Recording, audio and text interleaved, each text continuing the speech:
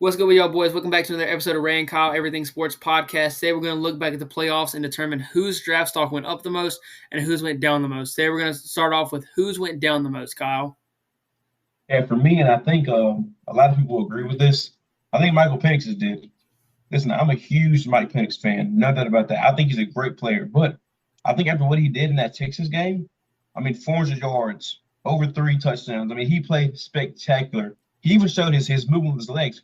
We understood how good he was, running at Indiana before those injuries. But after what he did in the biggest game, and I understand, this was the only bad game he had all season. But in the biggest games, did you play your best when all the chips were pushed to the middle of the table? When everybody's watching, do you play your best? And he didn't.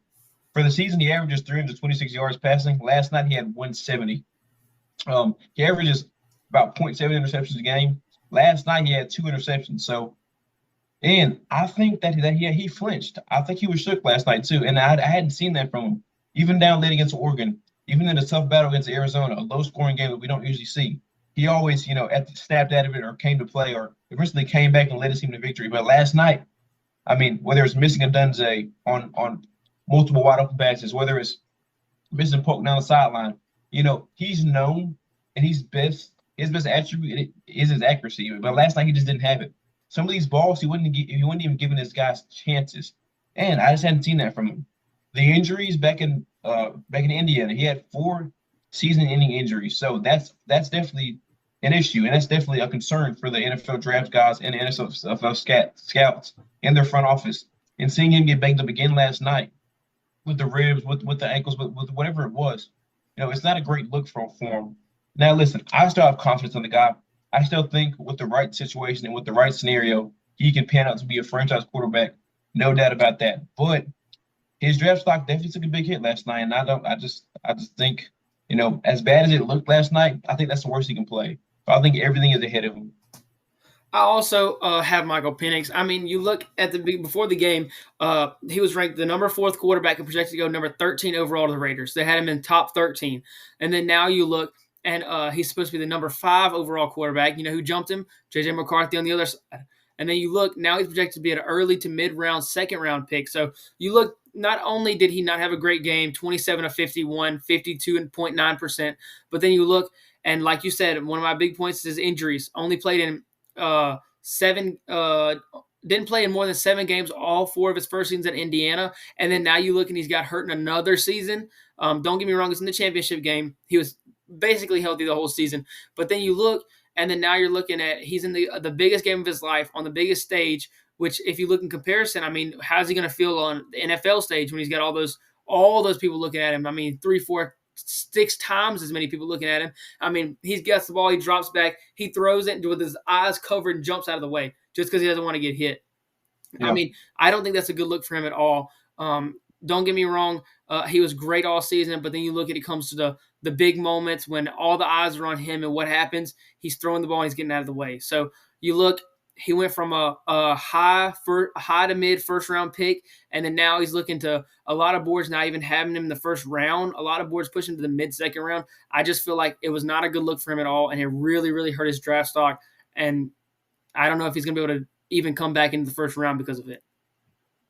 Well, for a quick note, do you think that JJ McCarthy is better than him? No.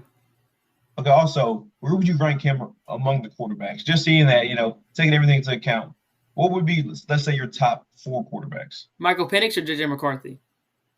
No, just in general, Drake May, Jay News, where would you rank him among those guys? My 4 would still probably be what it was before the playoffs. To me, it was always Caleb Williams, Drake May, Jaden Daniels, Michael Penix.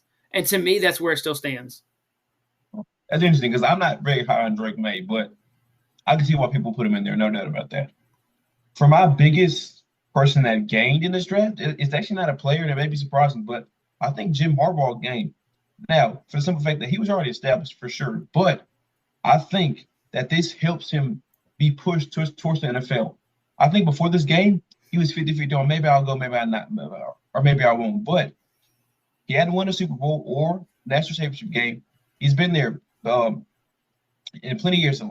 Last year, they got upset by TCU, who got then wiped by Georgia in the Natty. Then before that, they got beat by Georgia by 24 points, 38, or it was 30-something to 11. So We've seen him get there multiple times and then have poor performances, but he got over that hump.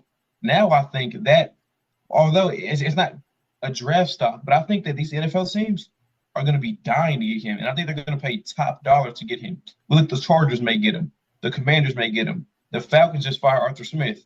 The Raiders have an interim right now, so I think these teams are going to be willing to pay top dollar for Jim Harbaugh now because they've seen what he's done. He knocked off Alabama. He beat Alabama, who beat Georgia. He beat the undefeated Washington team.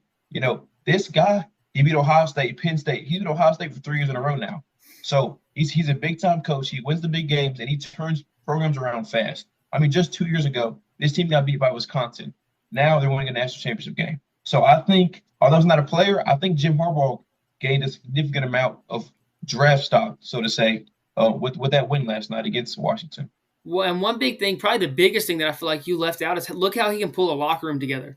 Even whenever he was under his suspension, they beat Ohio State. Not every team was like, oh, we love beating our rival. We're proving ourselves. Every player they interviewed was, we did this for Coach. We did this for Jim. We did this for Harbaugh. Everybody was like, this was for him. That just shows how much they love him. And then you look at the end of the game, and everybody's coming up to him. All the players, they're not as much congratulating each other. They all want to go see Jim. They all want to hug Jim. Even trying to sneak up on him with a Gatorade bath. But you're looking, I can agree with that. But to me, I'm also going to go to the Michigan side. It's going to be JJ McCarthy for some unknown reason. How? I don't know. But you look preseason, number 9, projected to go late second round, early third round. And then you look even before the playoffs started, he was projected number 7. And then now you look, he's jumped over Michael Penix. How? That's my question, but it's going to be because, you look now, he's number 4. He's gone into projection to go to number 13 to the Raiders.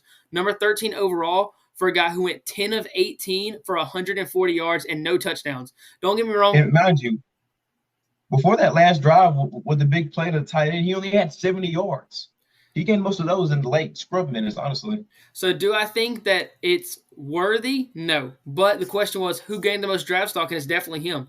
I mean, for a guy of his caliber to now be projected to go top 15, who's projected to go over Michael Penix, who I don't believe anyone on this earth believes JJ McCarthy is better than Michael Penix, and I don't know how he's projected to go over him. And if an NFL team picks him over Michael Penix, I believe they should fire everybody in the recruiting staff.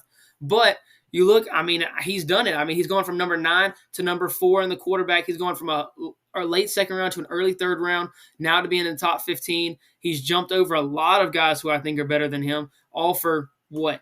10 of 18, 140 yards, and handed the ball off a couple times. So I think JJ McCarthy, I mean, yes, he won. Yes, he was the quarterback who won all season. Yes, he led him to 15-0. Well, I don't know if he led him to 15-0. I wouldn't say that. Yes, he was on a 15-0 team, and he was the starting quarterback. But he's the guy whose draft stock rose the most. I mean, they got it done. Yeah, I mean, and for me, I don't think there's any way he gets drafted before Williams, Penix, Daniels, May, Nix. I think he'll be the 6th quarterback taken. I mean, I understand what the draft things say, but I think if scouts do their job, because if a scout can draft them, sign me up to be a scout tomorrow, because there's no way you can look at those games and truly say, yeah, I think he's more talented. I think he can pan out. He's 6'1". He's 215 soaking wet. I'm talking about absolute soaking wet. He just had a full 5-course meal. He's a small guy. I mean, listen, small guys in the NFL usually don't pan out. They don't. I understand it's really early, but look at Bryce Young. He's a small guy. He's immensely more talented than JJ McCarthy, and he's not doing so great. I understand he went to a terrible team, but there's no way that this guy should be taking over any of those guys I just named. And if he does, that'd be a travesty. And like you said, a lot of people deserve to be fired. A lot of people. Yeah, I mean, don't get me wrong, they got it done, but a lot of it, especially in the championship game, was due to their running game. I mean, there's no way that, especially with that team around them, that JJ McCarthy should even be the first Michigan player taken. No, probably not second or third, honestly. Kind of like Purdy. Okay. But, man, we appreciate y'all watching, man. Y'all make sure you subscribe to get all the latest and greatest Rand Carter Sports Podcast videos. And as always, tune in next time. Peace.